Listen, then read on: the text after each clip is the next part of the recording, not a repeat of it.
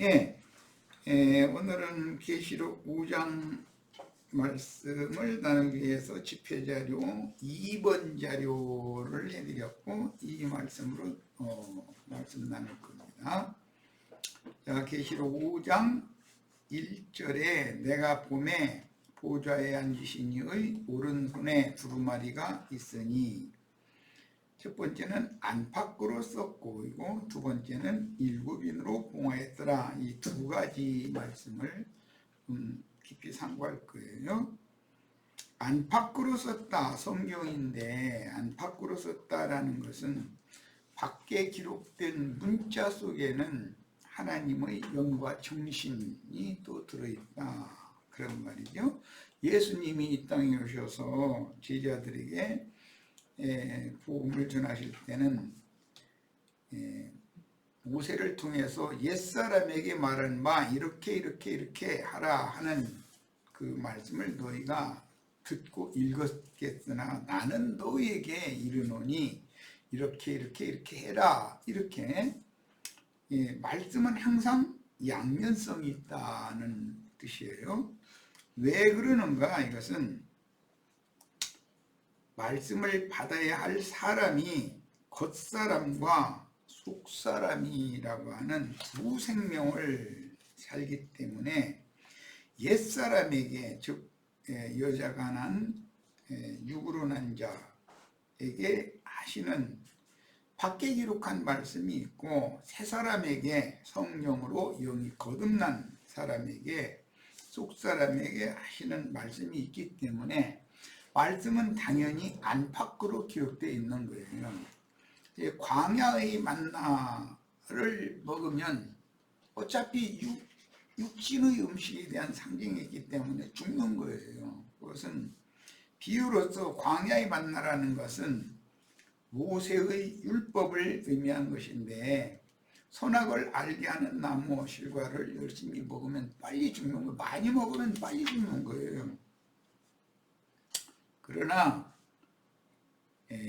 광야의 만나 속에 한 호멜 드는 그 금 항아리에 감추어진 만나는 썩지 않는 양식인 것이고 영생하도록 있는 새 양식이기 때문에 생명나무 실과로 상징되는 그 새 양식을 먹어야, 즉 영과 생명의 말씀을 먹어야만 영생할 수 있다. 감추인 만나를 먹어야 영생하는 것이지 광야의 만나를 먹어서는 반드시 죽게 돼 있다, 그런 뜻이에요. 이제 이미 요한복음에 모세의 가르침을 따라서 너희가 광야에서 만나를 매일 구하다가 먹었지만 다 죽었지 않냐. 그러나 내가 너희에게 주는 이 양식은 하늘로서 내리는 하나님의 말씀이고 이 양식을 먹으면 영생한다, 이렇게 예수님은 이미 말씀하셨어요. 요한복음을 쓴 형제 요한을 통해서 요한 1, 2, 3서도 썼고 그 다음에 계시록을 쓰고 있는 중이기 때문에 그 개념과 흐름에 대해서 명확한 이해를 하셔야 됩니다. 자, 이스라엘의 하나님 여호와, 신의 우주의 조물주이신 신의 보좌는, 이 여호와는 모든 신들의 아버지죠. 히브리서에 나오는 말이에요. 모든 영들의 아버지, 이렇게 했는데 영이라는 말은 신들이라는 뜻이에요. 그래서 조물주 신의 보좌는 지성소의 속죄소로 상징된 예수님의 영의 중심인 신앙 양심이다. 예수님의 신앙 양심이 하나님의 보좌다, 그 말이에요. 인자를 대속물로 세상에 보내셨던 로고스, 헬라어로는 로고스라고 그러는데 말씀이라고 그러죠. 말씀이라는 뜻이에요. 기록된 말씀을 말하는 거예요. 로고스 말씀이신 아버지 하나님의 오른손은 주님께서 구속을 이룬 다음에 승천하셔서 하나님 우편에 앉으셨다, 이런 표현이 나오는데 이 우편, 오른편, 구원이라는 말은 신의 절대 구원이와 능력의 전능성을 그렇게 표현하는 거예요. 하나님의 절대 권위와 능력의 전능성을 승천하여 하나님 보좌 우편에 앉으셨다, 이렇게 표현하는 거예요. 그러니까 그리스도의 그 영이 신의 절대 권위와 능력의 전능성을 가진 분이다 라는 뜻이죠.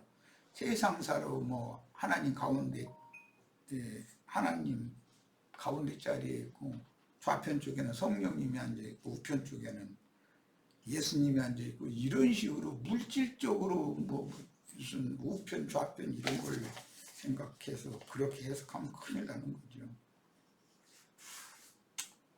이제부터는 신의 오른손에 있는 책을 열어서 그 말씀들을 맡겨 보내실 7 영을 통하여 교회 추수를 마치고 우주를 경영하실 것이다 라는 뜻입니다. 이것은 다 감춰진 말씀으로 되어 있다. 밖에 기록한 말씀 속에 또 하나님의 영과 하나님의 정신, 하나님의 선하고 깊은 뜻이 숨겨져 있다, 그런 뜻이에요.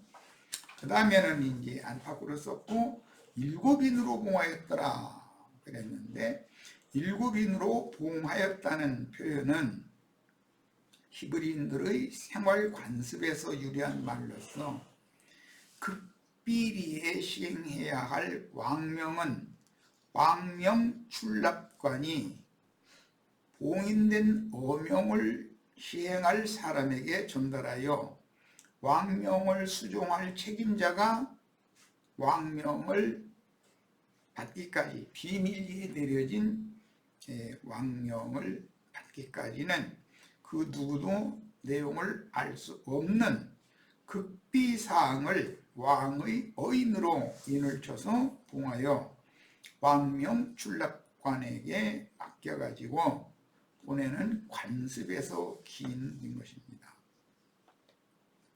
그래서 하나님의 말씀의 경영, 우주 경영, 하나님의 경륜의 비밀이라고 그랬는데, 이거는 천사들도 살펴보기를 원했지만 천사들에게마저도 다 비밀에 붙여져 있었다.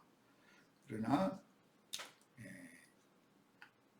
하나님의 계시를 통해서 선지자들과 사도들, 증인들에게만 비밀리에 비밀 지령을 이제 내리기 위해서 성경을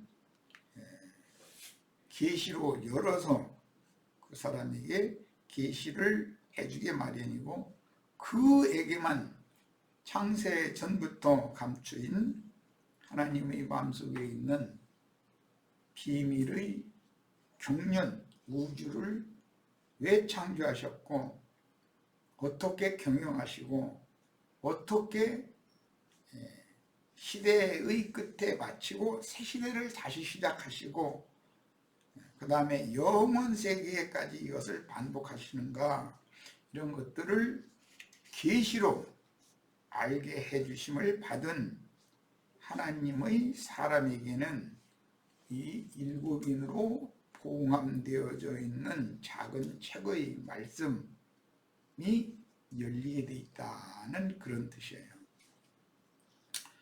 그래서 이사야 선지자는 이런 경우를 영적으로 해석할 때 하나님은 제사장들이 성경을 하나님의 말씀으로 가르치는 것이 아니고 사람의 계명으로 가르쳐서 자신들에게만 유리하도록 오남용함으로 그들에게는 성경 진리를 닫아두겠다라고 경고를 하셨어요. 이게 이사야 29장 9절로 14절에 나오는 말씀입니다. 그러니까 혈통적인 율법 제도에 의한 제사장 제도를 실행하며 자신들이 제사장이요 선지자라고 자초하고 있는 자들에게는 하나님이 의도적으로 말씀을 다듬어두는 거죠. 마태복음 13장에서 예수님이 이 말씀을 인용을 해가면서 많은 사람들이 성경에 기록된 메시아와 메시아의 때와 메시아의 말씀을 알아보기를 그렇게 사모하고 성경도 열심히 읽고 일생을 거기에 투자를 했지만 저희에게는 그것이 허락되지 않았고 너희에게는, 제자들에게는 이것이 허락되었다. 그러므로 너희는 보고 들음으로 너희가 복이 있는 자다. 이렇게 표현을 하셨어요. 자, 하나님의 오른손에 있는 책인 만물의 마지막과 새로운 시작에 관한 비밀의 계시들을 기록한 예수 그리스도의 계시 말씀은 하나님 자신의 영원한 계획과 목적을 안과 밖으로 이렇게 밖에 기록하였다는 뜻입니다. 밖에 기록한 것은 신약의 용어로는 의문이라고, 옛날에는 요즘은 주문이라고 번역이 됐죠. 그람마토스, 헬라어로. 이것은 그림판에 이렇게 파서 새긴 그림이나 또는 글자를 의미하는 용어예요. 그러니까 밖에 기록되어져 있는 글자로 되어 있는 말씀, 그것은 의문, 옛날에는 그람마토스 의문이라고 번역, 요즘은 주문이라고 번역이 되어 있어요. 그것은 율법 사제들이나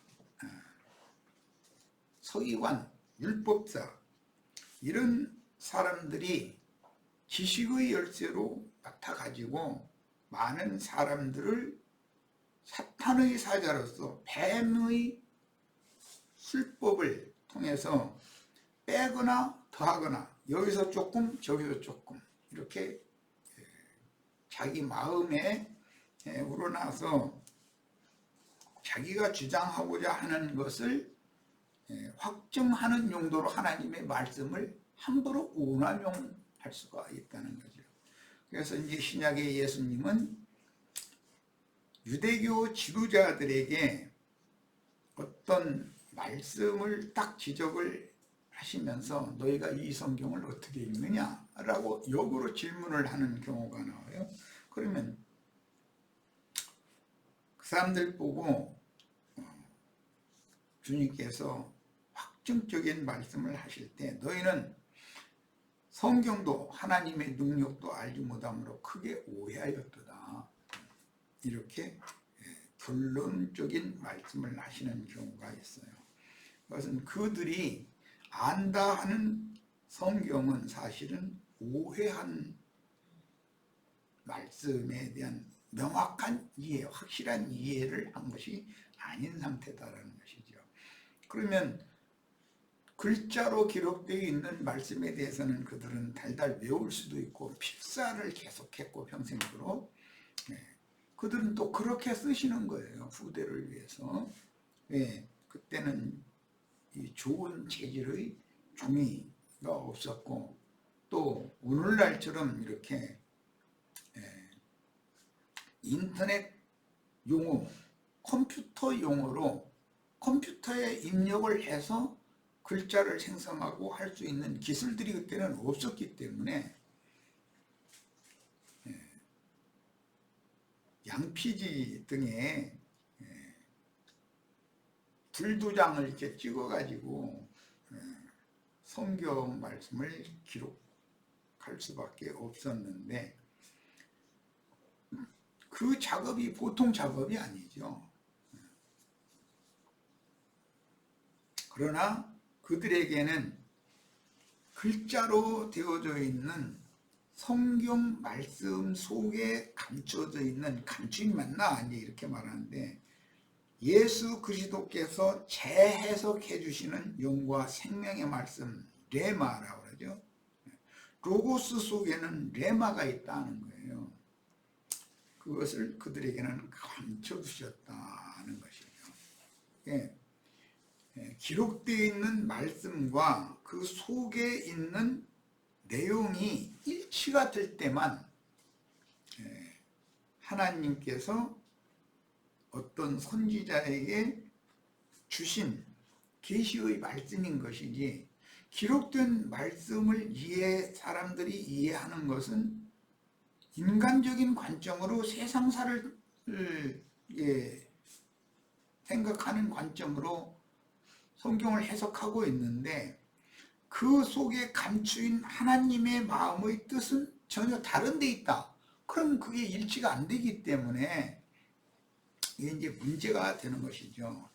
이 문제 때문에 예수님과 유대교 지도자들이 계속해서 다툴 수밖에 없었어요. 유대교 지도자들은 예수님의 가르침에 대해서 이해가 안 되니까 자신들이 고정관념이 있어서 수천 년 동안 읽고 필사하면서 외우고 했던 그 관념적인 성경을 예수님이 새롭게 해석을 해 나가니까 자신들이 받아들이기가 어려웠다는 거예요.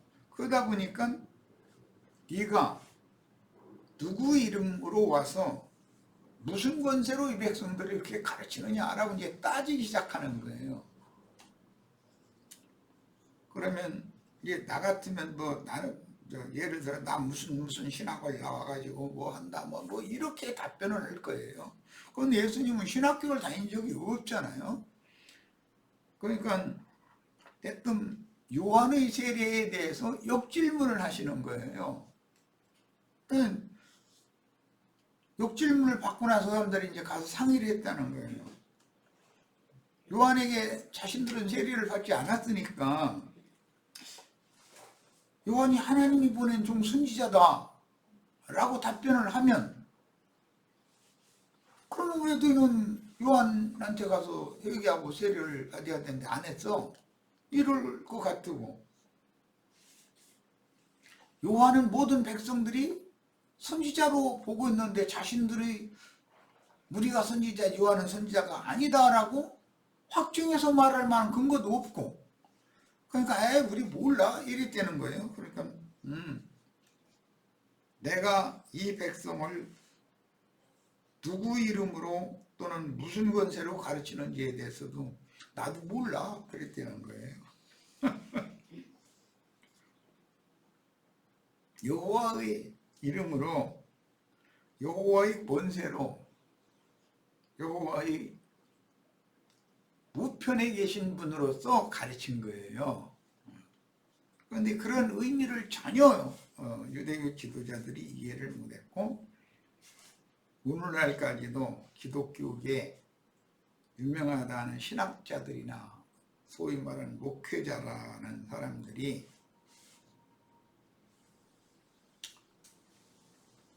하늘 아버지의 우편에 계신 그리스도에 대해서 너무 오해하고 있는 거예요. 인간 세상에서 하늘에 금의자, 개인의자, 삼인용 의자 만들어 놓고서 하나님은 가운데 있고 성령님은 왼쪽에, 예수님은 오른쪽에 이렇게 앉아있다가 성령님은 이제 왔어. 그리고 어느 날 이제 하나님은 오른쪽에 있는 예수님이 또 올 거예요, 이제. 그럼 이제 하나님은 영 안 오고, 이런 식으로 소위 말하는 삼위일체 교리를 자신들의 절대 권위인 것처럼 삼위일체 교리를 부인하면 무조건 우사하면 이단자라고 낙인 찍어버리거든. 이렇게 가르쳤는데 이것이 사실은 알고 보면 간교한 뱀의 거짓말이다라는 거예요.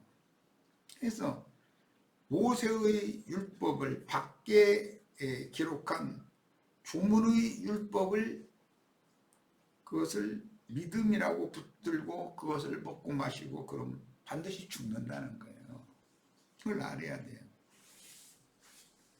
예수 그리스도의 율법을 먹고 마셔야 사는 것이죠. 생명나무 열매와 생명수를 먹고 마셔야 사는 것이죠.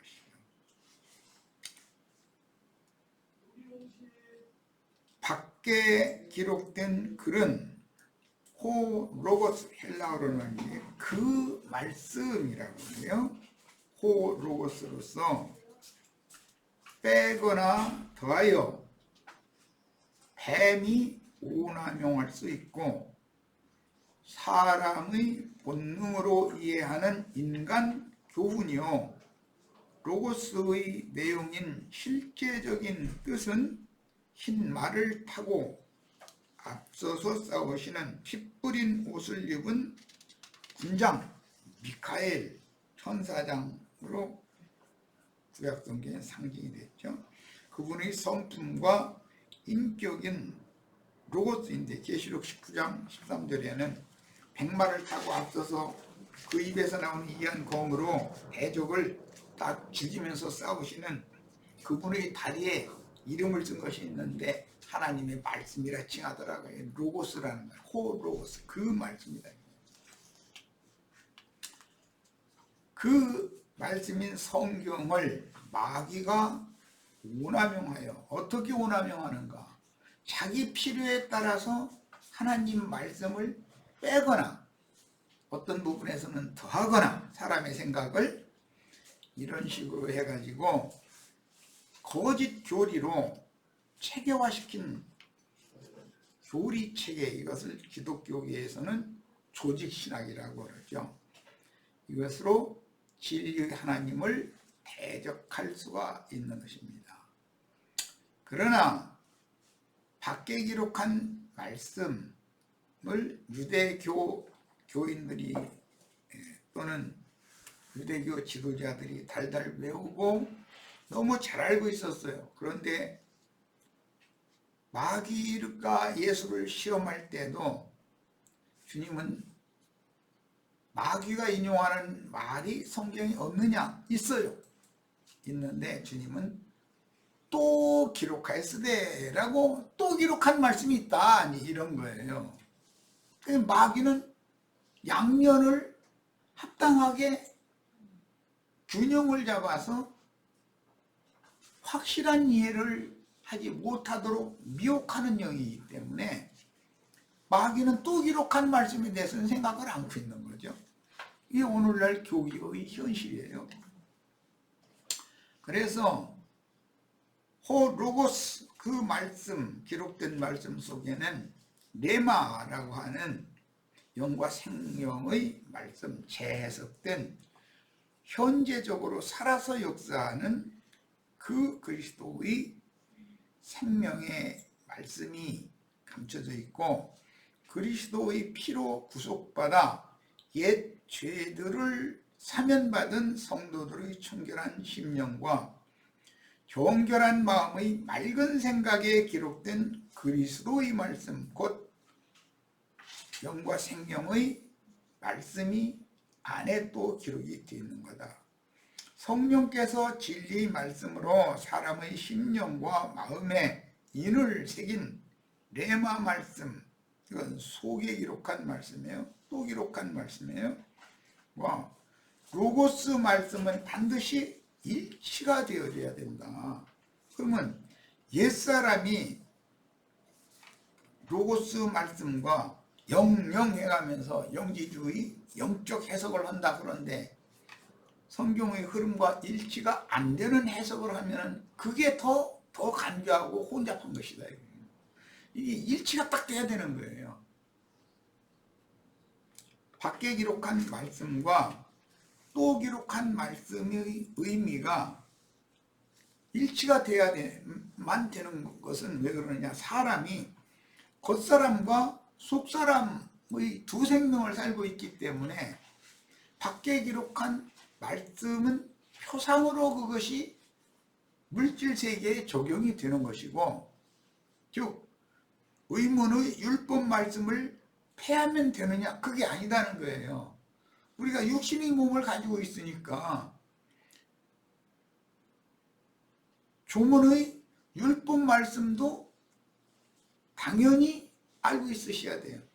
그런데 그 말씀을 유대의 교인들처럼 율법 행위로 지키려고 하는 것이 아니라 그 율법 말씀의 의미 속에 감춰있는 하나님의 마음, 그분의 영과 그분의 정신이 그 속에 있기 때문에 양면이 일치가 되어지도록 확실한 이해를 해서 해석을 해야 된단 말이에요.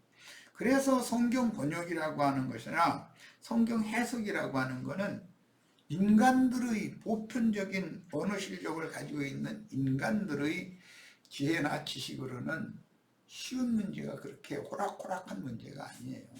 그럼에도 많은 사람들이 자기의 주관에 따라서 성경을 함부로 번역하고 그것을 주장하고 이렇게 하다 보니까 다른 교훈이라는 것이 온 세상에 퍼지게 되는 거예요.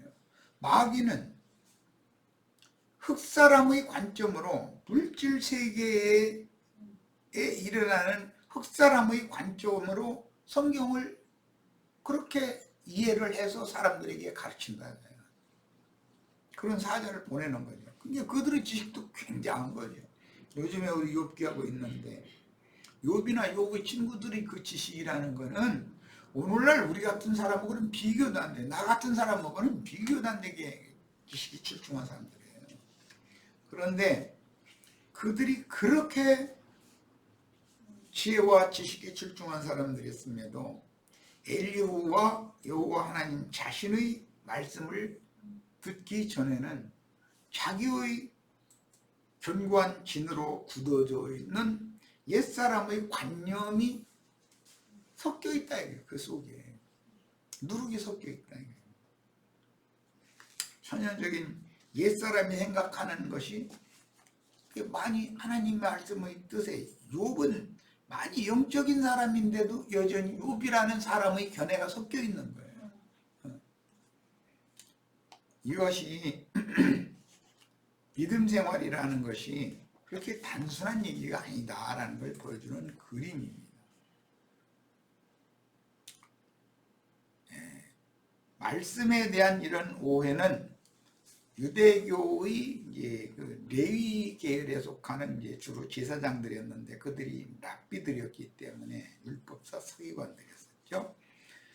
그래서 그들의 교만한 영과 높아진 마음으로 하나님이 그들의 마음눈을 의도적으로 가려버리셨기 때문에, 즉 선악을 알게 하는 나무 실과와 유브라데 하수물을 먹고 마신 사람이 영생하는 것은 하나님의 뜻이 아니다. 그래서 그들에게는 성경의 속에 감추인 또 기록한 말씀을 싹 감춰놔 버렸다는 거예요. 예수님이 오셔서 밖에 기록한 말씀을 인용해서 속에 기록한 말씀으로 재해석을 해줄 때 제자들은 가감없이 해석해주고 증거해 주시는 주님의 말씀을 영으로 깨달았기 때문에 그대로 받아서 믿어지게 했다는 것이죠. 율법제도의 혈통적인 제사장들과 서기관들인 랍비들이 흑사람의 관점에 따라서 성경을 이해하고 해석하여 가르치며 12지파는 일방적으로 가르침을 받았으므로 그것이 금송아지 우상숭배가 된 거죠. 제사장들과 랍비들의 견해에 따라서 많은 분파가 생겨서 혼잡한 바벨이 되었으나 율법 체제에 따라서 성직자와 평신도 제도를 실행하는 유대교 체제를 이루었고 오늘날의 기독교계라고 하는 기독교 체제가 이어지고 있는 것입니다.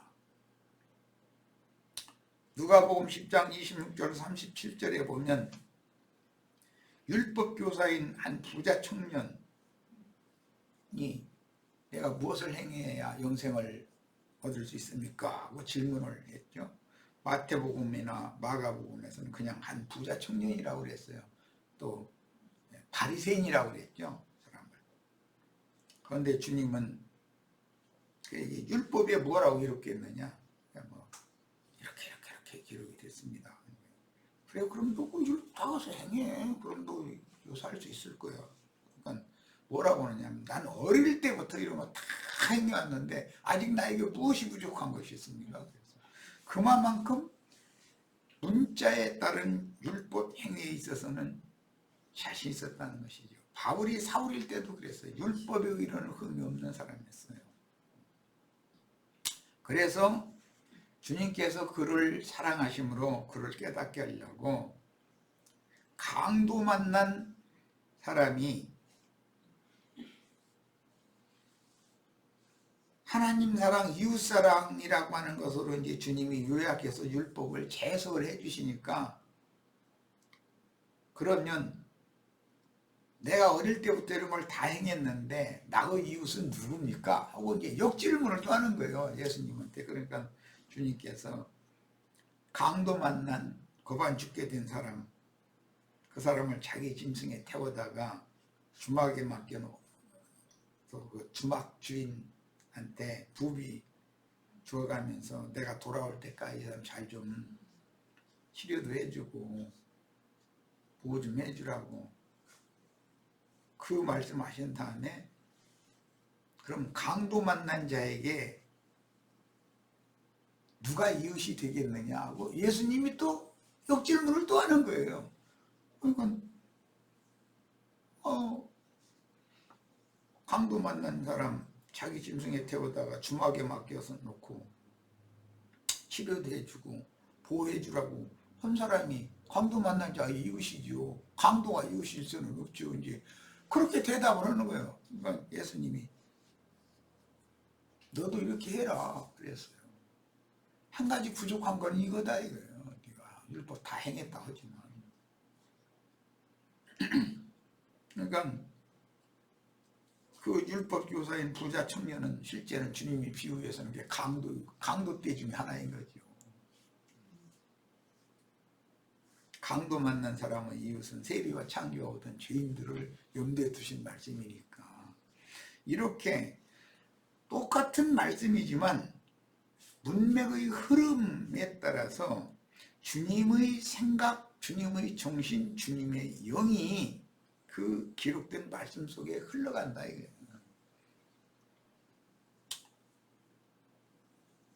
이런 문제가 일어나는 것은 영원하신 하나님의 경륜을 이해하지 못하도록 마귀가 사람의 영적인 지혜와 총명을 가렸기 때문에, 뱀의 거짓말을 받아들여 가지고 세뇌당하면 그것만 바라보고 그것을 맹신하게 되기 때문에 하나님이 본래 말씀하셨던 것에 대해서는 관심이 없어져 버린다는 거죠.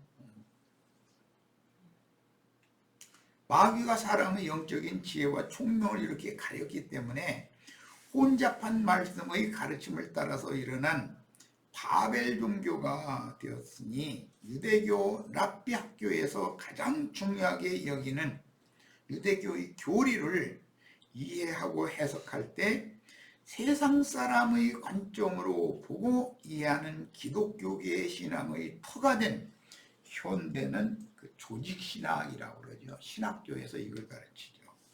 많은 사람들은 이런 이치를 모르다 보니 신학교에 가서 뭐 신학 공부를 하면 성경을 달리 깨달을 걸로 이렇게 착각하고 신학교에 가서 돈 들여서 최소한 그게 6년 이상 공부를 하는 건데 그 짓을 한다 이거예요.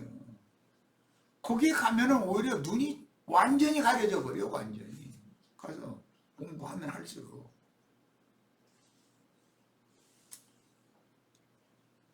하나님의 말씀을 맡은 자는 아담이었고, 아담에게 맡긴 아내 여자는 아담이 가르쳐야 되는 거야. 하나님 말씀을. 비유지요. 그러니까 창세기 시작 말씀은. 그런데 아담 자신이 확실한 말씀의 이해를 한 상태가 아닌 상태에서 자기 아내에게 대충 가르친 거예요. 이렇게. 그러다 보니까 뱀이 와서 이 여자가 하나님 말씀을 정확하게 확실한 이해를 하고 알고 있는지를 우선 시험을 하려고 질문 형식을 빌려가지고 빼거나 더한 말씀으로 질문을 딱 던지는 거예요. 그러니까는 여자는 자기가 이해하고 있는 거짓말을 빼거나 더한 말을 그대로 또 답변하는 거예요. 죽을까 하노라 뭐 이런 식으로. 그건 더해진 말이잖아요. 정령 죽으리라라는 말씀이 있었는데 그 말씀 쏙 빼버리고 더한 말씀으로 답변하니까 뱀이 얼거니 너는 내 밥이야 그러고는 낚아채는 거예요. 하나님이 너희가 하나님과 같이 되는 것이 싫어서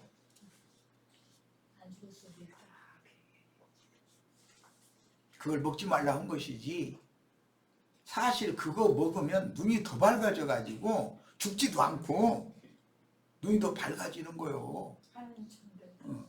그러니까는 지금까지는 생명나무만 그 열매만 바라보고 살았는데 그 말 듣자 보니까 바로 옆에 선악을 알게 하는 나무가 더 아름다워 보이고 더 멋있어 보이는 게 있는데 열매도 얼마나 더 아름다워 보여. 그래서 물어볼 것도 없이 남편한테 물어봐야 되잖아. 그거 먹으면 되냐 안 되냐. 그런데 지멋대로 손을 들어서 선악을 알게 하는 나무씨를 따먹었다는 거예요. 모세와 모세의 제자들은 인간이 보기에는 너무 인간적이고 온유하고 겸손하고 사랑이 많고 인자스럽고 뭐 장점이 너무 많은 거예요. 그러니까 모세와 모세의 제자들이 가르치는 인간의 교훈, 사람의 교훈을 여과 없이 그냥 따먹어 버리는 거예요. 그 저만 죽어야 되는데 꼭 남편한테, 자매님들 들으면 기분 나쁠지 모르지만 남편한테도 안 먹으려고 그러면 강제로 먹여, 강제로. 이 안에 이 여자가 기질이 얼마나 강하고 고집이 센지 남편이 그거 안 들어줬다가는 발뒤꿈도 피나 막 문지러 내가면서 이거 먹여야 되는 왜 이게 이렇게 맛있는데 안 먹으려고 그러느냐 이래가면서 강요를 하는 거예요. 그러다 보면 다툼이 나는 거지 뭐.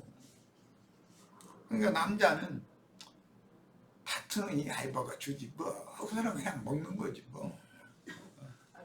다투는 것보다 나니까 이래 생각하고. 다투서라도 아내를 설득을 해야죠. 그거 보면 죽는데 뭔 소리냐.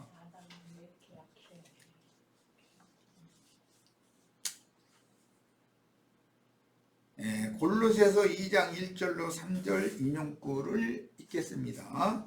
내가 너희와 라우디게아에 있는 자들과 무릇 내 육신의 얼굴을 보지 못한 자들을 위하여 얼마나 힘쓰는 일을 너희가 알기를 원하노니. 참 바울 사도가 이만큼 애쓰고 힘써서 사역을 하는 얘기를 하는 거예요. 이것은 아담이 하와를 이렇게 설득을 했어야 되는 거다 이 말이에요. 이는 그들로 마음의 위안을 얻고 사랑 안에서 연합하여 확실한 이해, 확실한 이해라는 게 이렇게 중요한 말이에요. 확실한 이해의 모든 풍성함과 하나님의 비밀인 그리스도를 깨닫게 하려 함이니 그 안에는 지혜와 지식의 모든 노화가 감추어져 있느니라. 애매의 말을 듣고 금령이나 물과를 바라보니까 탐스럽기도 하고 지혜롭게 할 만큼 탐스럽고 보암직도 하고 먹음직도 하게 보였다는 거예요. 그런데 실제 하나님의 지혜와 지식의 모든 보안은 생명이신 그리스도 안에 감춰져 있는 것이니 모세 안에 있는 것이 아니다 하는 거예요. 자, 첫 시간 여기까지 해서 일단 마칩니다.